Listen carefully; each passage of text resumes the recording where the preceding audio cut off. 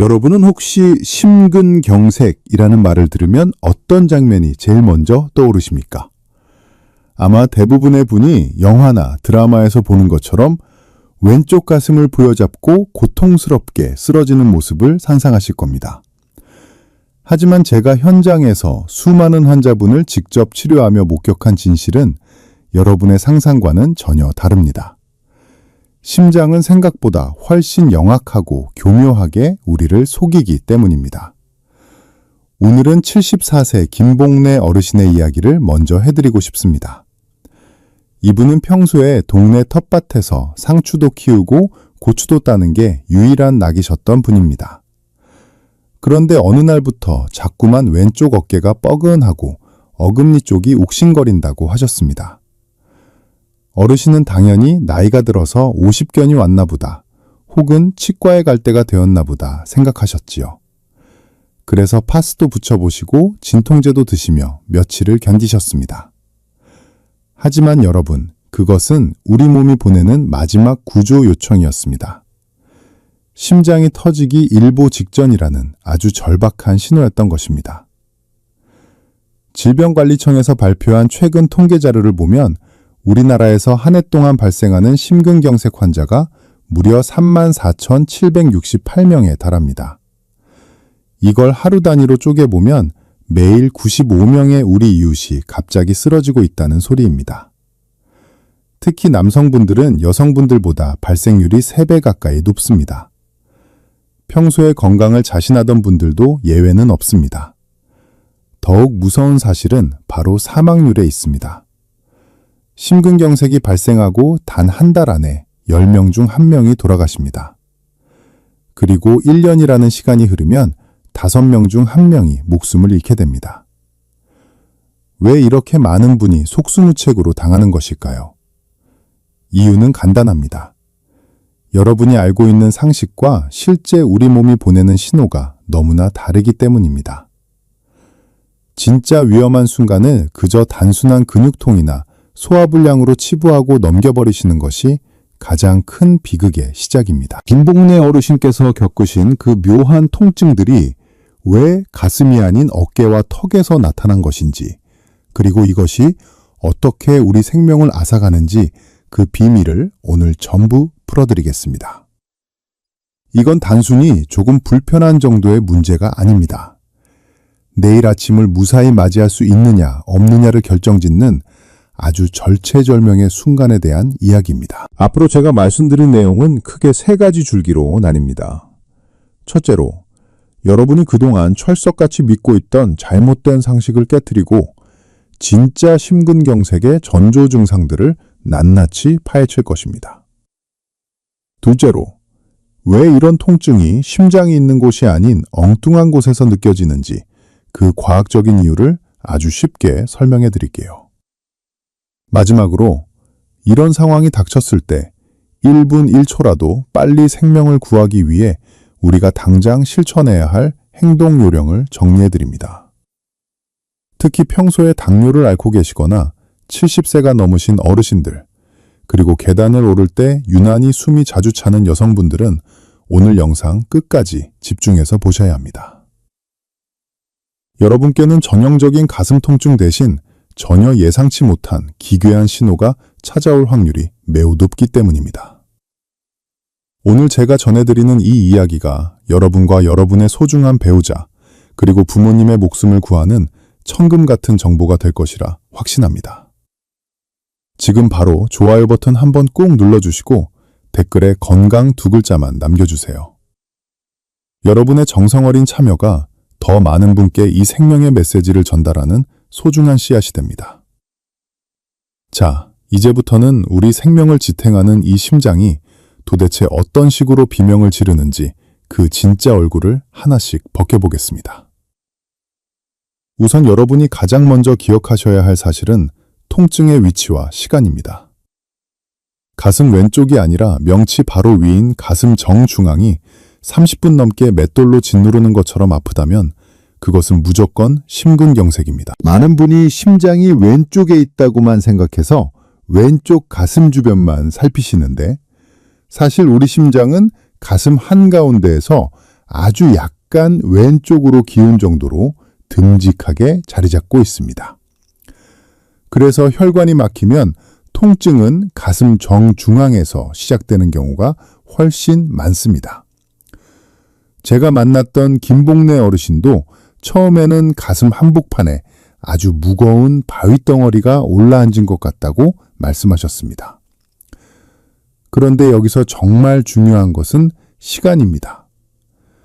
혈관이 일시적으로 좁아져서 생기는 협심증은 길어야 10분이면 나아지지만 심근경색은 혈관이 완전히 꽉 막혀버린 상태라 30분이 지나도록 통증이 멈추지 않습니다. 이건 심장 근육이 산소를 전혀 받지 못해 말 그대로 썩어 들어가고 있다는 아주 무서운 경고입니다. 두 번째로 여러분이 절대 놓쳐서는 안 될 신호는 통증이 이리저리 옮겨 다니는 현상입니다. 만약 가슴 통증과 함께 왼쪽 팔 안쪽이 저리거나 어깨가 욱신거리고 심지어 턱끝이나 치아까지 아프다면 한시가 급한 상황입니다. 이걸 전문 용어로는 방사통이라고 부르는데 쉽게 말해서 통증이 가지를 치며 뻗어나가는 것입니다. 도대체 왜 심장이 아픈데 턱이나 어깨가 아픈 것일까요? 우리 몸의 신경망은 마치 오래된 집의 복잡한 전기 배선과 비슷합니다. 심장에서 보내는 절박한 통증 신호와 팔이나 어깨에서 오는 신호가 척수라는 큰 신경 통로에서 한데 뒤섞여 뇌로 전달됩니다. 그러다 보니 우리 뇌는 지금 심장이 비명을 지르는 건지 아니면 어깨가 아픈 건지 제대로 분간을 못하고 엉뚱한 곳이 아프다고 착각을 하는 것입니다. 김복래 어르신께서 치과를 가야 하나 고민하셨던 이유도 바로 이 때문입니다. 뇌가 보낸 가짜 신호에 깜빡 속으신 것이죠. 세 번째로 가장 위험한 징후는 바로 비 오듯 쏟아지는 식은땀입니다. 가슴이 답답하면서 온몸이 젖을 정도로 땀이 나고 안색이 새하얗게 변한다면 그것은 이미 심장이 한계치에 도달했다는 증거입니다. 이때는 1분 1초도 지체해서는 안 됩니다. 식은땀은 우리 몸의 자율신경계가 보내는 최후의 비상벨입니다. 심장이라는 펌프가 제대로 작동하지 못해 혈압이 뚝 떨어지면 우리 몸은 비상사태를 선포합니다. 이때 교감신경이 미친 듯이 활성화되면서 온몸의 땀샘을 강제로 열어젖히는 것입니다. 단순히 덥거나 조금 힘들어서 나는 땀과는 차원이 다릅니다. 속옷이 다 젖을 정도로 축축하게 젖으면서 손발이 차갑게 식어간다면 그것은 지금 당장 응급처치가 필요한 일촉즉발의 상황임을 잊지 마십시오. 여러분 주변에 이런 증상을 보이는 분이 계신다면 절대로 물을 먹이거나 등을 두드려주며 기다리지 마십시오. 그 소중한 몇 분이 한 사람의 생사를 가릅니다. 오늘 이 중요한 정보를 지금 바로 주변의 소중한 분들에게 공유해 주세요. 여러분의 공유 버튼 한 번이 누군가에게는 다시는 오지 않을 생명의 기회를 선물하는 고귀한 일이 될 수 있습니다. 앞서 우리가 배운 전형적인 통증들이 심장의 정직한 비명이었다면 지금부터 제가 드릴 이야기는 훨씬 더 잔인하고 교묘한 유령 같은 증상들에 대한 것입니다.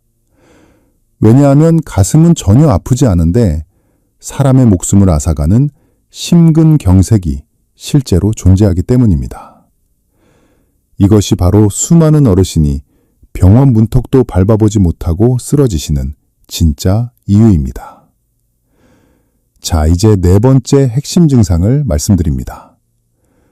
명치 끝이 꽉 막힌 것처럼 답답하고 체한 느낌이 30분 넘게 이어진다면 그것은 소화불량이 아니라 심근경색일 확률이 매우 높습니다. 여러분, 이거 정말 머릿속에 꼭 새겨두셔야 합니다. 보통 명치가 답답하면 약국 가서 소화제 사드시거나 손을 따면서 시간을 보내시죠. 하지만 그것은 타오르는 불길에 기름을 붓는 것과 다름없습니다. 왜 심장이 아픈데 위장이 아픈 것처럼 느껴질까요? 우리 심장의 아랫부분인 하벽이라는 곳은 가로막을 사이에 두고 위장과 아주 가깝게 붙어 있습니다. 이곳에 혈관이 막히면 우리 몸의 미주신경이라는 통로가 자극을 받게 됩니다. 그러면 뇌는 심장이 보내는 신호를 위장이 보내는 신호로 착각하게 되는 것이죠. 김복래 어르신께서도 그날 점심에 드신 칼국수가 얹힌 줄로만 아셨다고 합니다. 트림을 해도 시원하지 않고 속만 울렁거리는 그 묘한 불쾌감이 사실은 심장이 멈춰가고 있다는 마지막 호소였던 것입니다. 5번째 증상은 특히 여성분들과 당뇨병을 오래 앓으신 분들이 귀를 기울이셔야 합니다. 평소보다 유난히 숨이 차고 온몸에 힘이 쭉 빠져서 손가락 하나 까딱하기 힘들다면 가슴 통증이 없더라도 당장 병원으로 달려가야 합니다. 통계를 보면 여성 환자 10명 중 4명은 가슴 통증 없이 이런 무기력증과 호흡곤란만 겪습니다. 이유는 이렇습니다.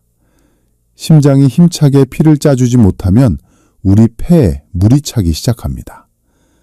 그러면 계단을 오를 때뿐만 아니라 가만히 누워만 있어도 숨이 턱턱 막히게 됩니다. 특히 당뇨병 환자분들은 신경이 무뎌져 있어서 심장이 썩어 들어가는 그 극심한 통증을 전혀 느끼지 못하는 경우가 많습니다. 이걸 의학계에서는 침묵의 살인자라고 부릅니다. 아무런 예고 없이 갑자기 세상을 떠나게 만드는 가장 무서운 형태의 심근경색인 것이죠. 6번째 증상은 이유 없는 구역질과 구토입니다. 속이 메스껍고 토할 것 같은데 가슴 언저리가 묘하게 불편하다면 이것 또한 심장이 보내는 강력한 경고입니다. 실제로 응급실을 찾는 심근경색 환자 4명 중 1명은 구토 증상을 먼저 보입니다. 많은 분이 이걸 보고 상한 음식을 먹었나 혹은 위험이 도졌나 생각하며 골든타임을 허비하십니다. 하지만 심장과 위장은 자율신경이라는 하나의 끈으로 연결되어 있다는 사실을 기억하십시오. 심장의 혈류가 끊기면 그 자극이 즉시 위장에 전달되어 구토 중추를 자극하게 됩니다. 단순한 식중독이라면 설사가 동반되거나 시간이 지나며 나아지겠지만 심근경색에 의한 구토는 안색이 창백해지면서 생명의 불꽃이 꺼져가는 신호와 함께 찾아옵니다. 여러분, 제가 오늘 말씀드린 이 유령 같은 증상들의 공통점이 무엇인지 아십니까? 바로 지금까지 살아오면서 단 한 번도 느껴보지 못한 생소한 불쾌감이라는 것입니다. 뭔가 심상치 않다는 느낌, 그리고 설명하기 힘든 답답함이 밀려온다면 그 즉시 행동하셔야 합니다. 부끄러움은 잠시지만 생명은 단 하나뿐입니다. 김복래 어르신도 이제는 제 말씀을 듣고 완전히 깨달으셨습니다. 선생님, 저는 이제 소화제보다 119를 먼저 떠올리기로 했습니다. 라고 말씀하시는데 제가 얼마나 안심했는지 모릅니다. 여러분도 마찬가지입니다. 오늘 제가 알려드린 이 숨겨진 증상들만 잘 기억하셔도 여러분의 남은 인생은 훨씬 더 안전해질 것입니다. 오늘 이 영상이 여러분의 소중한 생명을 지키는 든든한 방패가 되길 바랍니다. 내용이 유익하셨다면 지금 바로 구독 버튼과 알림 설정 버튼을 꾹 눌러주세요. 제가 앞으로도 여러분이 병원 신세 지지 않고 건강하게 100세까지 사실 수 있도록 가장 정확한 의학 정보들을 가지고 찾아오겠습니다. 자, 여러분, 이제는 무서운 증상을 알았으니 실제로 우리 목숨을 구하는 실전 기술을 배워볼 시간입니다. 우리가 심근경색을 다룰 때 가장 먼저 머릿속에 새겨야 할 단어는 바로 골든타임입니다. 심장이 멈추고 뇌가 죽기 시작하는 시간은 단 4분이고 막힌 혈관을 뚫어 심장 근육을 살려내야 하는 시간은 딱 120분입니다. 이 두 가지 숫자가 여러분의 남은 수십 년 인생을 결정짓는다는 사실을 잊지 마십시오. 먼저 주변에 누군가 쓰러졌다면 즉시 4분의 기적을 시작해야 합니다. 심폐소생술은 생각보다 어렵지 않습니다. 환자를 딱딱한 바닥에 눕히고 가슴 한복판을 강하고 빠르게 누르기만 하면 됩니다. 이때 속도가 중요한데 보통 아바의 Staying Alive라는 노래 리듬에 맞춰 1분에 100회에서 120회 정도 누른다고 생각하시면 됩니다. 그리고 요즘은 지하철역이나 경로당에 자동 심장 충격기인 AAD가 잘 갖춰져 있습니다. 이것은 기계가 시키는 대로만 따라하면 누구나 사람은 살릴 수 있는 마법의 도구입니다. 하지만 더 중요한 것은 심장이 완전히 멈추기 전인 120분 안에 병원에 도착하는 것입니다. 증상이 나타나고 1시간 안에 혈관을 뚫으면 사망률을 절반 이상 낮출 수 있습니다. 그래서 제가 김복래 어르신께도 매일 아침 실천하시라고 당부드린 루틴이 있습니다. 여러분도 내일부터 당장 따라해 보십시오. 첫 번째 루틴은 아침 거울 보기입니다. 단순히 얼굴을 단장하는 것이 아니라 안색을 살피는 것입니다. 유난히 얼굴이 창백하거나 입술에 푸른빛이 돈다면 심장이 보내는 신호일 수 있습니다. 두 번째는 기상 직후 심호흡 확인입니다. 가슴을 크게 부풀려 숨을 들이마셨을 때 명치나 가슴 중앙이 뻐근하거나 답답하지 않은지 매일 점검하는 습관이 필요합니다. 세 번째는 환경 구축입니다. 거실 벽이나 전화기 옆에 119라고 큼지막하게 써붙여 놓으십시오. 막상 상황이 닥치면 당황해서 번호조차 기억이 안 날 수 있기 때문입니다.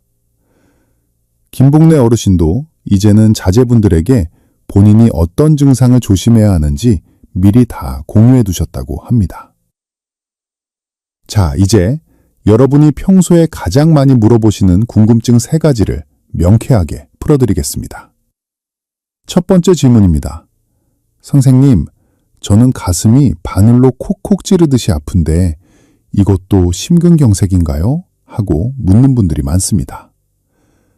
결론부터 말씀드리면 1초나 2초 정도 잠깐 찌르는 통증은 심근경색일 확률이 매우 낮습니다. 심장 근육이 죽어가는 통증은 바늘로 찌르는 느낌이 아니라 커다란 바위가 가슴을 짓뭉개는 것 같은 둔탁하고 압도적인 고통입니다. 콕콕 찌르는 것은 대개 늑막염이나 근육통인 경우가 많으니 너무 불안해하지 마십시오. 두 번째 질문입니다. 아스피린을 미리 먹어두면 심근경색 예방에 좋다고 하는데 사실인가요? 라는 질문입니다. 이것은 양날의 검과 같습니다. 혈관이 이미 좁아진 환자에게는 도움이 되지만 건강한 사람이 예방 목적으로 함부로 먹었다가는 위장출혈이나 뇌출혈 같은 심각한 부작용을 겪을 수 있습니다. 아스피린은 반드시 주치의와 상담한 후에 복용 여부를 결정하셔야 하는 전문 의약품이라는 점 명심하십시오. 세 번째 질문입니다. 저는 평생 마른 체격으로 살았는데 저도 혈관이 막힐 수 있나요? 라고 묻는 분들이 계십니다. 여러분, 마른 비만이라는 말 들어보셨죠? 겉모습은 말랐어도 내장 지방이 많고 혈관 속에 기름기가 가득한 분들이 의외로 많습니다. 특히 라면이나 빵 같은 초가공 식품을 즐겨 드시면 혈관에 염증이 생겨서 나이와 상관없이 혈전이 만들어집니다. 젊고 마른 사람이라도 안심해서는 안 되는 이유입니다. 김복래 어르신도 이제는 이 모든 수칙을 완벽하게 이해하고 실천하고 계십니다. 아침마다 거울을 보며 안색을 살피고 텃밭일을 하다가도 숨이 조금 차면 바로 휴식을 취하십니다. 여러분도 오늘 배운 이 내용들을 머리로만 알지 마시고 당장 오늘 저녁부터 가족들과 함께 공유해 보십시오. 오늘 영상이 여러분의 건강한 삶에 실질적인 도움이 되었다면 댓글에 숫자 1번이나 이해라고 남겨주세요. 여러분이 남겨주시는 그 짧은 단어 하나가 제가 다음 영상을 준비하는데 정말 큰 힘이 됩니다. 또한 주변에 평소 혈압이 높거나 당뇨가 있는 친구분들이 계신다면 이 영상을 꼭 보내주세요. 여러분의 따뜻한 배려가 한 사람의 소중한 생명을 지키는 시작이 될 것입니다. 여러분, 오늘 우리는 심장이 우리에게 보내는 마지막 경고에 대해 아주 깊이 있게 이야기를 나누었습니다. 긴 시간 동안 집중해서 들어주신 여러분의 열정만 보아도 여러분은 이미 건강하게 장수하실 자격을 충분히 갖추셨다고 생각합니다. 의학이라는 것이 때로는 어렵고 멀게만 느껴지지만 결국 내 몸의 소리에 귀를 기울이는 아주 정직한 과정이라는 것을 오늘 다시 한번 느끼셨을 겁니다. 오늘 우리가 배운 핵심 내용을 딱 3줄로 요약해드리겠습니다. 첫째, 가슴 중앙에 30분 넘는 압박감과 턱과 팔로 번지는 통증, 그리고 식은땀을 절대 놓치지 마십시오. 둘째, 체한 것 같은 명치 답답함이나 갑작스러운 호흡곤란은 소화기 문제가 아닌 심장마비의 전조일 수 있습니다. 셋째, 어떤 증상이든 평소와 다르다면 주저하지 말고 즉시 119를 불러 120분의 골든타임을 지키셔야 합니다. 이 3가지 가슴에 새기셔도 여러분은 이미 인생의 가장 큰 위기를 넘길 준비가 된 것입니다. 앞서 말씀드렸던 김봉래 어르신의 이야기를 마무리해 드려야겠죠. 어르신은 다행히 그날의 이상한 증상을 무시하지 않고 곧바로 병원을 찾으셨고 덕분에 골든타임을 놓치지 않고 수술을 잘 마치셨습니다. 얼마 전 외래진료 때 다시 배웠는데 세상에 얼굴색이 몰라보게 좋아지셨더라고요. 이제는 다시 그토록 좋아하시던 텃밭으로 돌아가셔서 자식들에게 줄 고추랑 상추를 키우는 재미에 푹 빠져 지내신다고 합니다. 저에게 손을 꼭 잡으시며 그때 선생님 말씀을 듣고 바로 병원에 오길 정말 잘했다고 하시는데 제 마음이 다 뭉클했습니다. 만약 그때 어르신이 단순히 어깨가 결린다고 파스만 붙이고 계셨다면 우리는 오늘 이런 기쁜 소식을 나눌 수 없었을지도 모릅니다. 여러분, 건강은 결코 요행으로 지켜지는 것이 아닙니다. 내 몸이 보내는 작은 신호에 귀를 기울이고 그것을 무시하지 않는 용기가 필요합니다. 우리 어르신들은 보통 내가 아프면 자식들에게 짐이 될까봐 걱정하시죠? 혹은 병원비가 아까워서, 혹은 밤 늦은 시간에 폐를 끼치기 싫어서 꾹 참고 아침이 밝기를 기다리시는 경우가 정말 많습니다. 하지만 여러분, 제가 의사로서 단언하건대 그것이 가장 위험한 생각이고 가장 큰 불효입니다. 여러분이 건강하게 우리 곁에 계셔주는 것이 자녀들에게는 그 무엇과도 바꿀 수 없는 세상에서 가장 큰 선물이라는 사실을 꼭 기억해 주세요. 심근경색은 예고 없이 찾아오지만 우리가 그 징후를 정확히 알고 있다면 충분히 이겨낼 수 있고 극복할 수 있는 병입니다. 오늘 이 영상을 보신 여러분은 이제 심장질환이라는 무서운 적으로부터 자신과 가족을 지킬 수 있는 아주 강력한 무기를 하나 얻으신 셈입니다. 부디 오늘 배운 내용들을 잊지 마시고 오늘 저녁 식사 자리에서 사랑하는 배우자나 자녀들에게도 꼭 한 번씩 들려주세요. 여러분의 입을 통해 전해지는 그 지식이 언젠가 누군가의 소중한 생명을 다시 살려내는 기적의 불씨가 될 것입니다.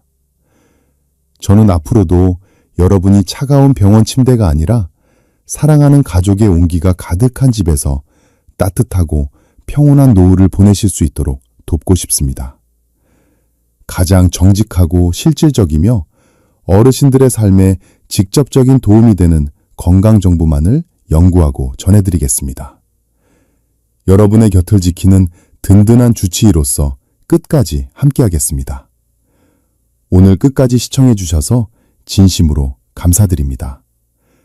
여러분 모두의 가정에 건강이라는 축복과 행복이라는 웃음이 가득하시길 진심으로 빌겠습니다. 저는 조만간 여러분의 가려운 곳을 긁어줄 더 유익하고 명쾌한 건강 이야기로 다시 찾아뵙겠습니다. 여러분 한 분 한 분 정말 소중합니다.